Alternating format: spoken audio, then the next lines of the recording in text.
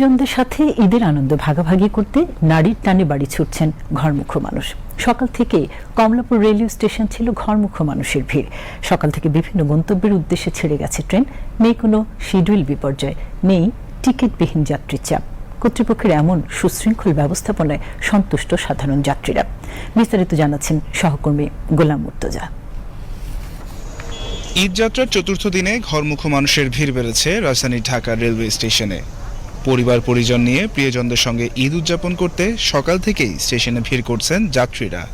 কর্তৃপক্ষ জানিয়েছে, আজ আন্তনগর, মেইল ও কমিউটার মিলিয়ে মোট ৬০টি ট্রেন বিভিন্ন গন্তব্যে ছেড়ে যাচ্ছে ঢাকা থেকে। এর মধ্যে একটি ট্রেন কিছুটা বিলম্বিত হলেও বাকি সব ট্রেনই ছাড়ছে নির্ধারিত সময় অনুযায়ী। কোনো সমস্যা হচ্ছে না, ভালোভাবেই যাচ্ছি। বাড়িতে ঈদ করতে যাচ্ছি, ফ্যামিলি নিয়ে যাচ্ছি, খুব ভালোই লাগতেছে। সময়নিষ্ঠভাবে ট্রেন ছেড়ে যাওয়ায় স্বস্তি প্রকাশ করেছেন যাত্রীরা।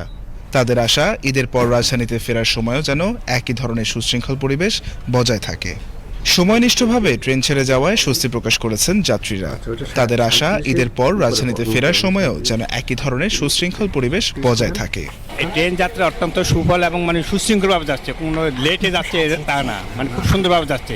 আমি ঈদে বাড়িতে যাচ্ছি আর আমার খুবই ভালো লাগছে।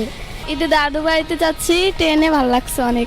এদিকে যাত্রীদের ট্রেন যাত্রা নির্বিঘ্ন রাখতে প্রতিদিনই পরিচালনা করা হচ্ছে বিশেষ অভিযান। রেলওয়ে কর্তৃপক্ষ বলছে, টিকিট কালোবাজারি, ছিনতাই ও যাত্রী হয়রানি রোধে আইন শৃঙ্খলা বাহিনীর তৎপরতা অব্যাহত থাকবে।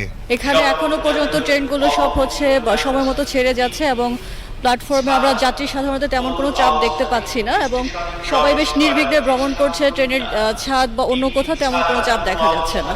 সাধারণ মানুষের ভোগান্তি কমানো এবং নিরাপদ ও সুশৃঙ্খল রেল সেবা নিশ্চিত করতে সরকারের এই উদ্যোগ অব্যাহত থাকবে, এমনটাই প্রত্যাশা যাত্রীদের।